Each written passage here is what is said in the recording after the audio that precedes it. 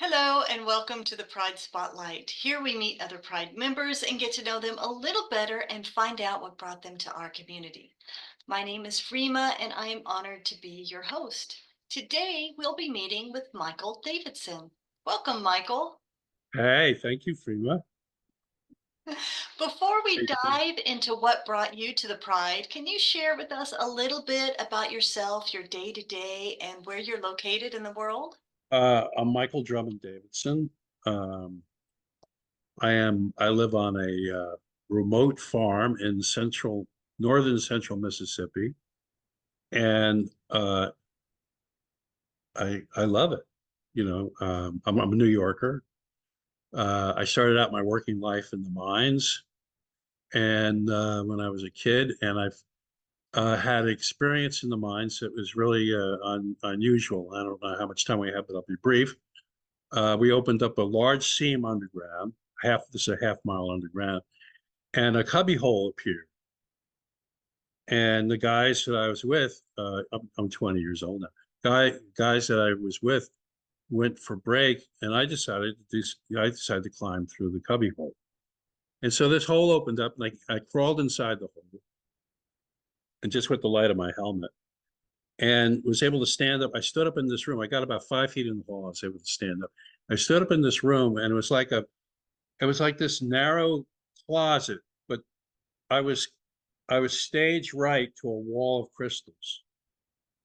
Now, mines have crystals. Okay, we were used to it. These were exceptionally large, and they were all winking and blinking into the abyss, and they're like working.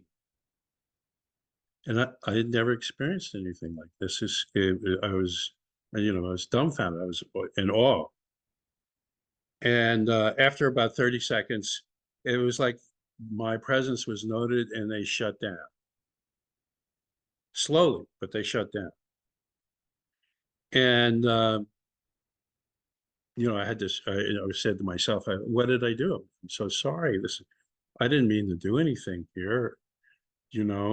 And then I got one of those still small voices, that you hear and says, ask permission to be here. It's, oh, all right. So I said, is it okay if I'm here? And, this is not verbal now. This is all, you know, interrelated. And they came back on and they were like doing these complicated geometries in resonance and wavelength. And I'd never seen anything like this, And it was at that point I heard the men coming back, so I decided to crawl back out of the hole, but I never told anybody. But I felt so blessed, and I got fascinated in geology, I feel, and I started studying everything I possibly could about rocks and about minerals. I'll cut to the quick now. Sometime later in that same mine, I was at it. There was a collapse and a half mile underground, and I was buried. Okay, this is all plastic surgery here. The bones in my left side of my leg came out through the pant leg, compound fracture of the femur, and yeah, and they had to dig. They had to dig. I could hear them digging for me. So I came through. But the most important thing is that particular, I'll be brief with this, is I left my body when that happened. There was no, hey, what's that? There was no explosion. There wasn't anything. It's just when you leave, that's it. All of a sudden, you're in a journey. And consciousness as we know it, as I'm speaking to you right here, right now, consciousness, the ego, the personality, the intellect, the 3D, the density of the 3D, the bag of bones. You leave all that behind like an old suit of clothes in your journey. And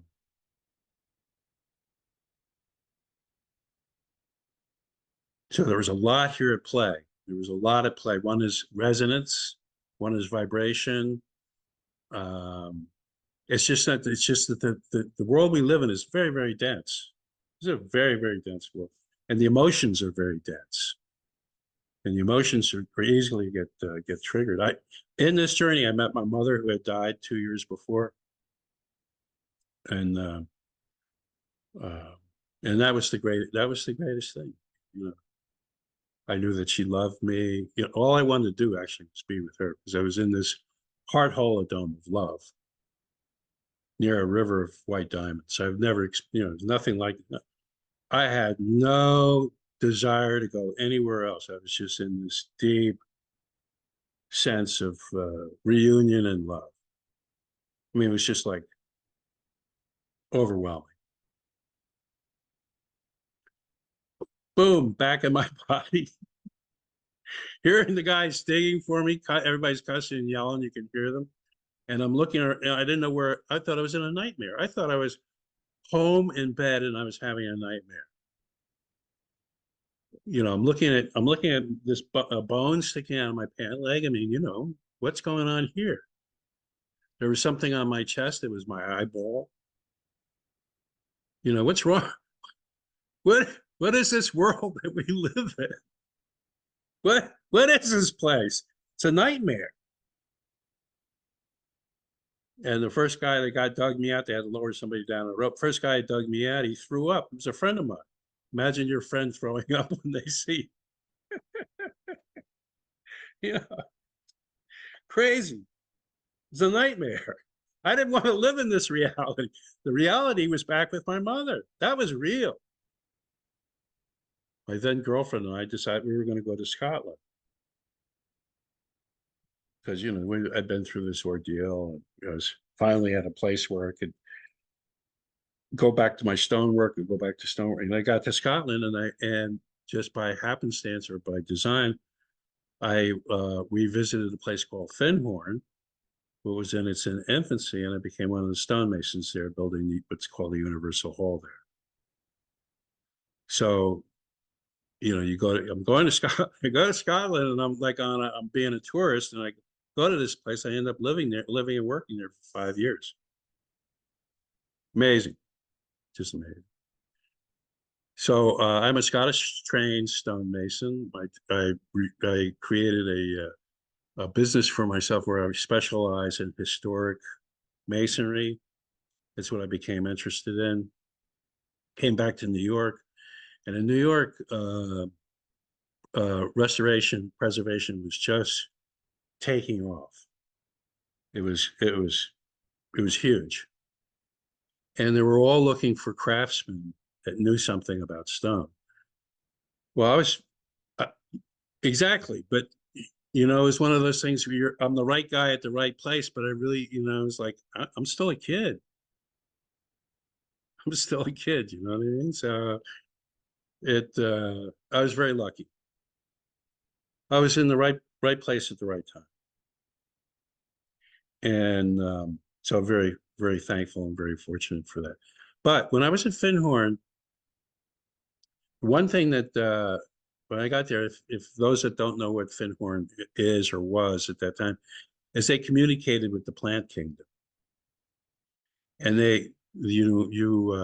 in this work, in our pride work too, is you meditate with the deva or the spirit of the plant. So in your garden, it's one of those things. Well, who wants to go here? And you tune in, and who's compatible with who when you plant your seeds and the plants, and you're talking to the plant kingdom, what the needs are and stuff. They were attuning to that, and I was with them. I helped them do a lot of stuff, and I said, I had this experience in the mines. I had never really told anybody about it. I told my girlfriend one time about it, but I said I had this experience in the mines, and I told them my experience with the crystals. And they said, "Oh, you mean the mineral kingdom? Oh, you just started tuning with the mineral kingdom, guy. That's what you need. Oh yeah, the mineral kingdom." And it was wonderful because we're a part of the animal kingdom, right? human beings are part of the animal kingdom. And in the mineral kingdom, we, it's attuned to the spirit. So I became very good at attuning to the what I call reading stone, reading masonry. So when you buy a building for several $1 million and you want to know what's going on with the masonry, you can. It's better to know the first time rather than five. Get into something that's over your head, and that's what I was good at, and I made a career out of it. I made a career that took me all over the world, restoring buildings and monuments. But I wanted to say for the pride is that I attuned this attunement is stuck with me to this day. With I live on a farm. I consider myself kind of a gentleman farmer. I have I have horses here, and I have actually now I'm down to one horse, but I have I have my pets and that sort of stuff. Still learning, and I have a love affair with my 2-year-old horse out there, Coco, and I'm learning how to communicate with her. I'm breaking her, and it's just so lovely. But I also like to be a part of something like Pride, where there's other people like myself that communicate with animals on that level. Now, having said all that, I'm presently involved with a nature program.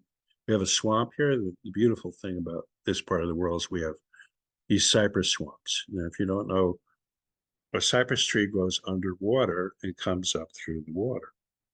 So we have these whole areas that are trees coming out of lakes, and you it's basically a kayaking paradise. But there's islands, and we've taken one of these islands. There's an artist group there, and now we have a children's program for the summer. And part of my job is helping to uh, facilitate that, gather information, help the teachers uh, have uh, have a whole array of things that they can do to bring to children. Because the whole thing is to awaken their uh, awaken their heart connection with the earth, with the soil, with the microbes, the good microbes, the bad microbes. Awaken their whole nature to this. Here's the pond water, all the bacteria that's alive in there. And there's good bacteria and bad bacteria. What does the bacteria do? What do we get from? How is soil created from the bacteria? You know, all the elements: earth, water, fire, air, ether.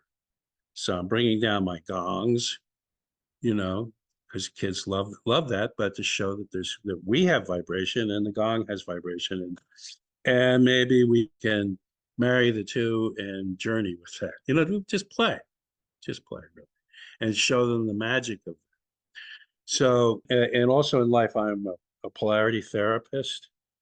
Polarity, again, polarity was started by Dr. Stone, who basically is that the human body, that everything is energy, everything, and that when and that our that blocks to that energy, when they become chronic, can also become dis-ease out of balance. And so part of our work as we train in this therapy is to be able to help people move through their blocks, whether it be physical, mental, spiritual, you know, help them move through blocks. And so polarity does that. And also I'm a heart ambassador, which is part of my teacher, Sheva Carr, and she's the CEO of Heart Ambassadors, which is a heart math group.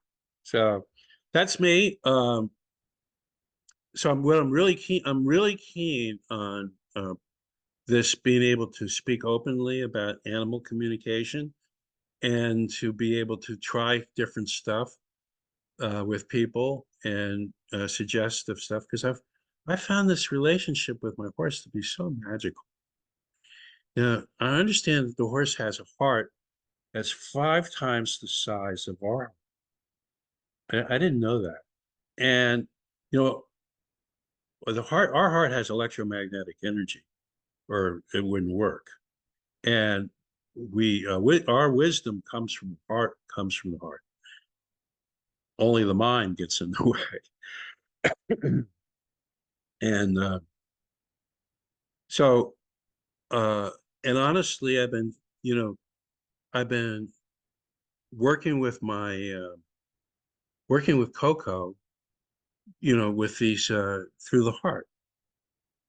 Now, she's also 2 years old. She's spirited, and this is the kind of stuff I don't know. But I just imagine, because sometimes she wants to be a 3-year-old or 2-year-old. You know how a toddler is, that kind of stuff. Was it Coco that brought you to the Pride? Yes, yeah. Yeah. Coco brought me to right, and also P was on Art Ambassadors. Yes, with P spoke Shayla. on, yeah, with Shep.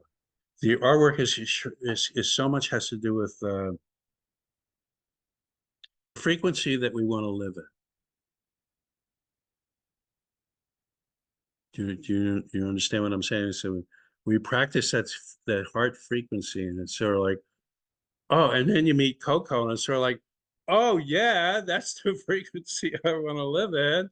Yeah, this is and my lovey-dovey cats and dogs that are here. They're just so lovey-dovey. I think they're in the front room, but it's magical stuff. And but I'm not around. I don't live in a community where I can talk to people openly. I mean, my wife, she loves our pets and stuff like that. But I want to talk to it more, uh, other people that are doing this work. So it's kind of like it's conscious work, because if I go off on talking about frequencies, uh, to people that like their animals and stuff, they kind of understand, but it's one of those things that it's not a place where I like to go because they might feel uncomfortable or something. How long have you been a member of the Pride? 3 months, 3, 4 months, I think. Yeah. So you're fairly new then. Oh yeah. Mhm. Yeah. And when you're listening to P relay the animal communication, what is your experience? How are you receiving the messages, Michael? Yeah. So uh, when when P's working, when she's at her work, and this goes with her writing as well, she hits certain notes that have resonance, and uh, I have and what I mean by that is that they have a value. They have an esoteric value, and it's not the same for everybody because it's how can I explain it? When you experience color in a field, everybody sees color, but color may give you a message, and the person next to you may give another message, and the third person may not get anything at all. And so it's a little like that. Uh, I get these little notes, and a lot of them are notes of light that have value for me. So, what is your favorite aspect of the Pride? Is it the power ups, the campfires, the sound healing, the community? Well, the campfires are great, and also to revisit the certain they they focus on a certain species like hummingbirds, or the polar bear or the bear. It's very powerful stuff. These are lessons all in themselves, and there are lessons of attunement, and there are lessons of alignment. Um, Again, you have to let go of wanting to make 3D sense out of it because it's not on that level. It's on another level it's inviting you to step into. So, in what ways has being a member of the Pride enhanced or changed your life? It's fellowship and community. These lessons with the hummingbirds and with the polar bear, I want to incorporate that into our teaching program with the kids. So So that's what the pride's helping me do. And it's prepared me for this moment in my life. I really like this. I really like where I am right now doing this work. Yeah, that sounds awesome. So you're integrating the wisdom from some of the animal communications into your teaching with the children. Absolutely. Absolutely. I mean, it's custom made, isn't it? Yeah, that's Custom great. made. And just feel how when you feel like you're a part of the animal kingdom and you have a therapy session with a horse every day, whether it's for a couple hours or 20 minutes of feeding her or grooming her or whatever, is that you step into another world. And it's lovely. It's just lovely. So what progress have you seen or felt with your communications with animals since joining the Pride? More self-assuredness in me. I'm a whole lot more grounded. Yeah, I'm a whole lot more grounded in it because I'm just focused on it and working heart wise with my horse. And so this the pride has helped me do that. Why? Because I experience you guys do. Do you know what I mean? It's when you're in a community and you have stuff like that, it's like, I can ask really, you know, I can ask really what I think sometimes are immature questions. I mean, does this happen to you? That kind of stuff. You know what I mean? And and yes, it does happen to you. And so, it's like, don't be afraid of it. That's wonderful. Is there a favorite species that you've communicated with since joining the Pride? Actually, of the power ups, so actually the hummingbird and the polar bear, Mm. pretty powerful. Well, is there anything else you'd like to share with us today? It's just really important for me, um, in so many ways. Uh, yeah, because I feel like it's given me with what Stone gave me, and so I'm very very grateful and very thankful for that. Wonderful. Well, Michael, it's been really wonderful meeting you, Yeah, thank you. hearing your incredible story and journey into bringing you towards the Pride has been really inspiring and amazing. So thank you for being here Yeah, and being a part of our community. thank you.